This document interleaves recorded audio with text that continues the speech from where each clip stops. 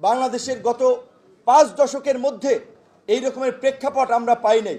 সুতরাং এই রকমের একটি প্রেক্ষাপট পেয়েও যদি আমরা পরিবর্তন করতে না পারি, তাহলে এই জাতির কপালে ভবিষ্যতে দুঃখ আছে, দুর্দশা আছে। কারণ আপনারা ইতিমধ্যেই শুনতে পাচ্ছেন বিভিন্ন নামে বেনামে দেশি বিদেশি তৎপরতা এবং চাপে আওয়ামী লীগকে বিকল্প নামে রাজনীতি করার একটা সুযোগ দেওয়ার অপচেষ্টা চলছে। গণ অধিকার পরিষদের পরিষ্কার অবস্থান, এই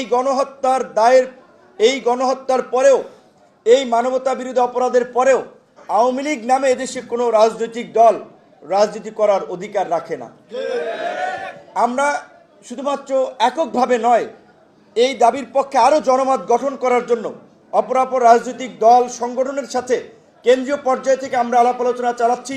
জেলা পর্যায় থেকে আপনারা অন্তত এই ফ্যাসিবাদের প্রশ্নে যেন একটা আপোষহীন ভূমিকা, ঐক্যবদ্ধ ভূমিকা পালন করতে পারেন।